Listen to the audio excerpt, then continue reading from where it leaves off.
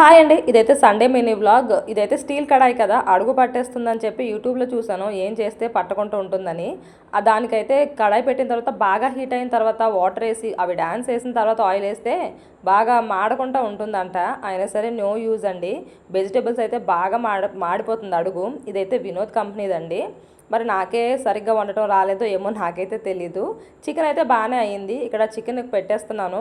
కొంచెం చికెన్ అయితే పక్కకు పెట్టాను, కొంచెం బిర్యానీలోకి వేద్దామని చెప్పి.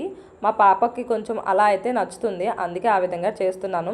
ఇక్కడ చికెన్ వండేసిన తర్వాత ఇక్కడ కొంచెం చికెన్లోకి పెరుగు, పసుపు, ఉప్పు, కారం పెట్టి పక్కన పెట్టేస్తాను. ఈలోపు చికెన్ మగ్గిపోతుంది కదా, కొంచెం సాల్టు, పసుపు, మన దగ్గర ఉన్న ఏ మసాలా ఉంటే ఆ మసాలా వేసేస్తాను నేను. అది ఇది అని కాదు.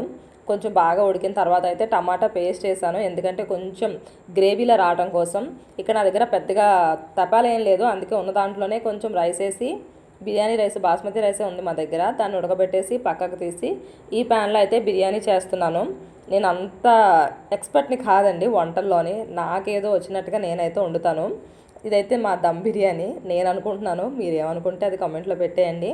బాగా రెడీ అయిపోయింది. టేస్ట్ అయితే బాగా నచ్చిందండి. పొలంలో వండే కన్నా ఈ విధంగా అయితే బాగా నచ్చింది మా అందరికీ. మేమైతే హ్యాపీగా తినేసాం. బాయ్ అండి, మళ్ళీ కలుద్దాం.